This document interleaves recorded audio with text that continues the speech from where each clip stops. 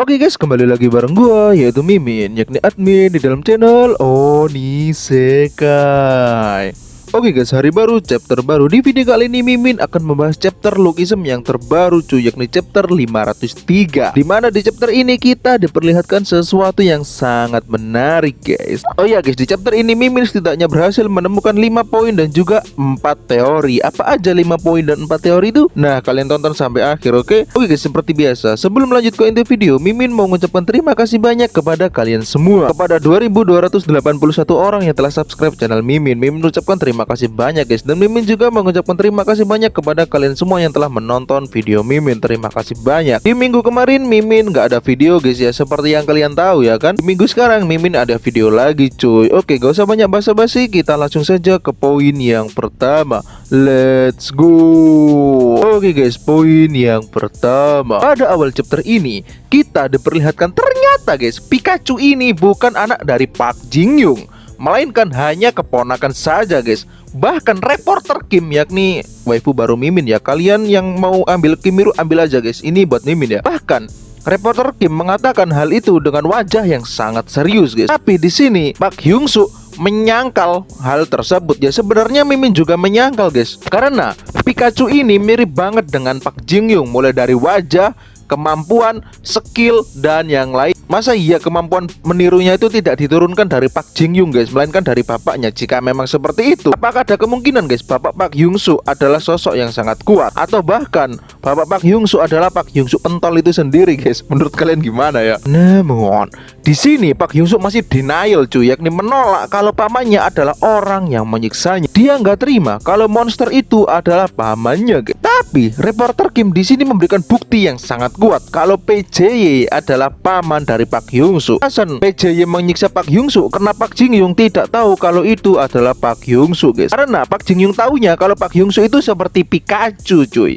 Tapi sebenarnya Mimin bingung di sini guys. Disiksakan tubuh kedua Park Hyung-suk alias tubuh si pentol, dan itu juga bukan tubuh aslinya Park Hyung-suk. Ya jelas aja Park Jin-young nggak tahu kalau itu adalah Park Hyung-suk. Masa orang yang nama sama itu pasti Park Hyung-suk? Tentu bukan kan guys, pemikiran Park Jin-young. Namun di sini ada satu dialog yang membuat Mimin penasaran guys, yakni dialog reporter Kim yang bilang kalau kau tidak mengingat wajah ayahmu dengan baik. Mimin di sini cukup bingung guys, karena apa? Masa iya Park Hyung-suk tidak pernah bersama ayahnya dari kecil, paling nggak sampai SD lah guys.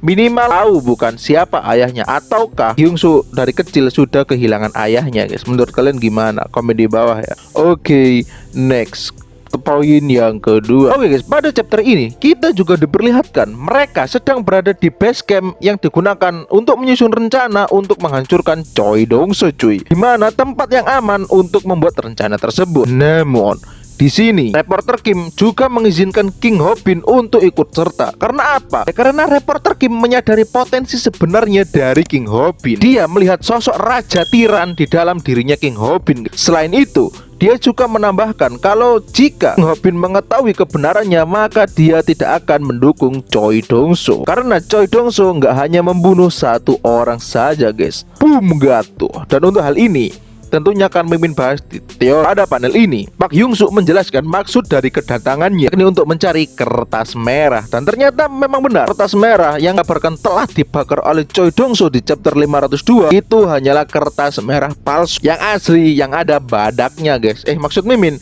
yang asli masih dipegang oleh reporter Kim. Dan tentunya dengan gerosak-gerusuk dan ceroboh tergesa-gesa, Park Hyung-suk meminta surat tersebut guys. Itu poin yang kedua. Oke, next poin yang ketiga. Poin yang ketiga, pada awal chapter ini kita diperlihatkan reporter Kim yang tidak mau memberikan kertas tersebut ke Park Hyung-suk karena dia menganggap itu adalah urusan orang dewasa. Apakah ini urusan orang dewasa guys? Ya tentu tidak lah, karena mau cerita Lookism berkutat di anak SMA. Namun ada satu panel yang membuat Mimin penasaran, yakni reaksi reporter Kim saat Park Hyung-suk bilang kalau Park Jin-young ada di pihak mereka. Bukankah ini sebuah keanehan cuy? Untuk hal ini akan Mimin bahas di teori. Namun setelah mengatakan panjang lebar alasan Park Hyung-suk menginginkan kertas merah tersebut, dengan entengnya reporter Kim masih tidak mau memberikan kertas merah tersebut. Dan pada chapter ini, lebih tepatnya pada panel ini, kita dikonfirmasi apa sih sebenarnya isi dari kertas merah tersebut. Ternyata isi dari kertas merah itu adalah bukti kerjasama antara Choi Dong-soo dengan para Yakuza guys, terkait properti yang dimiliki oleh Choi Dong-soo, kemungkinan properti itu juga dimiliki dengan cara ilegal. Dan kemungkinan besar Yakuza yang dimaksud adalah jika iya, maka masuk akal bagaimana Choi Dong-soo bisa memiliki orang yang sangat setia seperti Jong-gun di sisinya. Namun, reporter Kim memang ingin menyerahkan kertas merah tersebut kepada Hyojin, guys. Tapi yang menyerahkan harus dirinya sendiri, bukan melalui Park Hyung-soo. Itu poin yang ketiga. Oke, next poin yang keempat. Guys, panel berpindah ke pertemuan antara orang yang memiliki masalah dengan Choi Dong-soo. Yang pertama, ada bapaknya Jae yang bisa memonopoli Chunryang tapi kehalang Choi Dong-soo. Kemungkinan ada jaksa Choi yang anaknya meninggal karena tragedi foreman crew. Bentar, ini mirip mertuanya Jaja nggak sih, guys? Menurut Mimin mirip banget guys sama mertuanya Jaja. Dan yang terakhir ada DG yang ingin lepas dari kekangannya Choi Dong-soo. Mereka berkumpul dan merencanakan sesuatu untuk menghabisi Choi Dong-soo, guys. Dimana bapak Jae akan berperan untuk mengatasi media dan biaya operasional. Jaksa Choi akan berperan untuk memberi perizinan dan lain-lain, sedangkan Lee Ji-hoon akan memberikan dokumen internal yang berisi kelemahan Choi Dong-soo itu sendiri, guys, meskipun bukan kelemahan besarnya. Namun di sini menurut Mimin ada satu hal yang janggal, guys, terkait Lee Ji-hoon. Siapa lagi kalau bukan samsaknya Seong-ji, cuy. Selain pada panel ini, ada satu kejanggalan lagi yang menurut Mimin ada di chapter ini, guys. Untuk itu akan Mimin bahas di teori, dan kita juga dikonfirmasi kalau kertas merah sedang OTW ke mereka semua. Oke,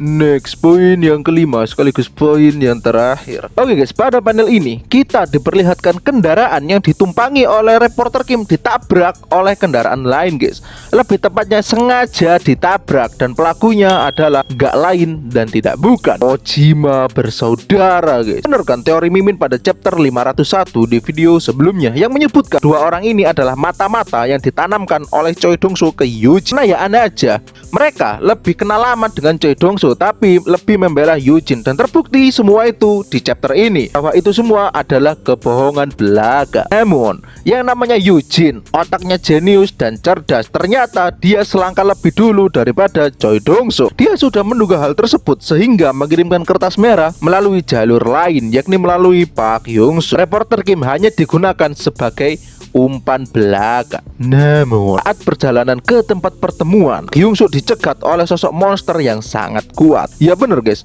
dia dicegat oleh gurunya sendiri, yang artinya Dong-soo sudah bisa membaca pergerakan Hyojin, atau ada satu mata-mata dari orang yang telah hadir pada pertemuan tersebut, guys, sehingga Choi Dong-soo bisa tahu apa yang akan dilakukan oleh Hyojin, yang artinya sampai saat ini Hyojin sudah terbaca oleh Choi Dong-soo dan akan ada pertarungan antara guru dan muridnya. Sebenarnya ya guys, ini tinggal digas terus pasti ketabrak itu Jong-gun, mati di sana Jong-gun, guys. Tapi mau gimana lagi, TJ ingin memperlihatkan sesuatu yang lebih menarik mungkin ya guys ya. Oke guys, itu tadi 5 poin yang dapat Mimin temukan. Sekarang kita akan beralih ke teorinya cuy. Let's go. Oke, teori yang pertama adalah teori mengenai apa yang Mimin bahas di poin yang kedua, di mana menyebutkan kalau Choi Dong-soo nggak hanya membunuh satu orang. Oke guys, di chapter itu atau di panel reporter Kim itu kan menyebutkan kalau Choi Dong-soo tidak hanya membunuh satu orang. Dan saat membahas itu dimunculkan panel siapa guys?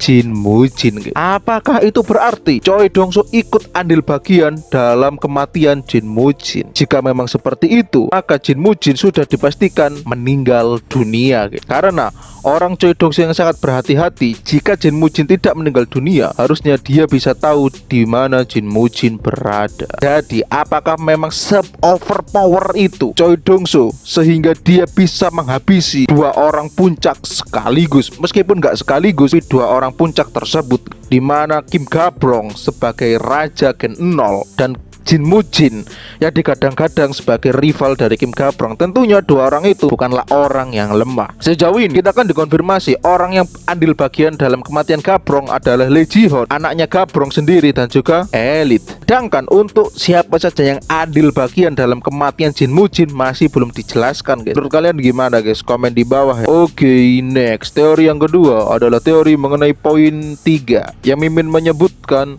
kalau reaksi reporter Kim yang terkejut saat mendengar Park Jin Young berada di pihaknya. Di sini Mimin cukup penasaran guys, karena Harusnya reporter Kim lebih tahu kalau Park Jin Young sudah berada di pihak Park Hyung Suk karena dia menyandang gelar reporter Kim, di mana pastinya dia adalah orang yang bertugas mencarikan informasi untuk Kim Ga-brong. Namun pada saat ini dia tampak terkejut saat tahu kalau Park Jin Young berada di pihaknya, yang berarti sebelumnya dia tahu Jin Young berada di pihak Choi Dong-so. Dia pasti mengetahui kalau Park Jin Young adalah salah satu dari 10 jeniusnya Choi Dong-so, guys. Dan sampai sekarang menurut Mimi ya, 10 jenius itu masih ada yang belum terungkap. Kita juga belum diperlihatkan Ran Choji di mana dia bisa menghacking sesuatu, guys. Jika memang seperti itu, maka perangnya akan habis-habisan, di mana bapaknya Jae yang akan mengatur media akan dilawan dengan Choji yang bisa menghacking media, guys. Kalian gimana, guys? Kenapa reporter Kim bereaksi seperti itu? Apakah sebelumnya reporter Kim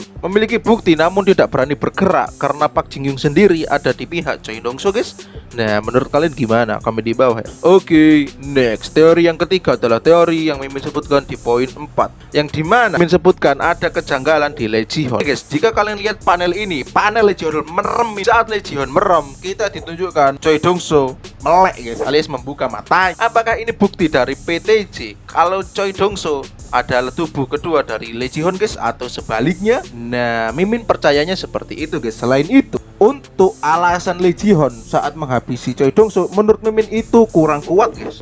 Karena apa? Alasannya hanya dia ingin lepas dari kekangan tersebut. Bukankah orang sekuat Lee Ji-hoon harusnya bisa melakukan itu sendiri, guys? Dengan kekuatannya, dia aja bisa ngalahkan Ga-brong, ngalahkan Gen 1, ngalahkan Gen 0, guys. Ga-brong loh, meskipun dibantu, tapi tetap saja dia kuat. Tapi masa dia nggak bisa lepas dari jeratan seorang Choi Dong-so, guys? Ataukah memang dia sengaja berpura-pura seperti itu untuk mengambil rencana atau informasi dari Yujin, guys? Karena entah kenapa ya, Mimin lihat wajahnya orang ini tuh kayak mencurigakan banget, guys. Trust issue, anjay. Itu teori yang ketiga. Menurut kalian gimana, guys? Komen di bawah ya. Oke, next. Teori yang keempat sekaligus teori yang terakhir adalah teori mengenai apa yang akan terjadi di chapter selanjutnya, guys. Oke, guys, di chapter selanjutnya Mimin akan menduga bahwa akan ada pertarungan murid dan juga guru, guys, di mana Jonggun akan melawan Park Hyung Suk. Dan kemungkinan besar Park Hyung Suk itu kan sudah melihat gerakan Hobin saat mengalahkan para anak buah Park Jin Young, kan, guys. Jadi kemungkinan besar bukankah Park Hyung Suk bisa melakukan sirium seperti itu, guys? Meskipun powernya berbeda ya, tapi paling tidak dia bisa melakukan hal seperti itu.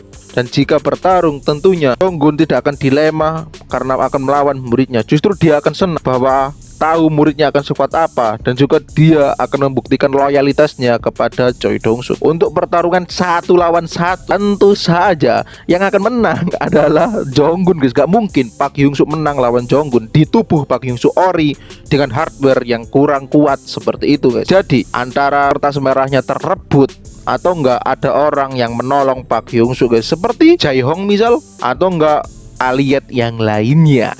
Menurut kalian gimana, guys? Komen di bawah. Oke, guys, itu tadi 5 poin dan 4 teori yang dapat Mimin temukan di dalam buku Ism chapter 503. Apabila ada kurang lebihnya, saya mohon maaf yang sebesar-besarnya, guys. Dan bisa kalian tambahkan di kolom komentar. Oke, guys, apabila kalian suka dengan channel ini, boleh kalian subscribe. Dan apabila kalian suka dengan video ini, boleh kalian like dan share ke teman-teman kalian, guys. Dan jangan lupa kalian teorikan, cuy, apakah Park Hyung Suk akan menang melawan Jonggun, guys? Ya nggak mungkin lah, guys. See you the next video. Bye-bye, bro.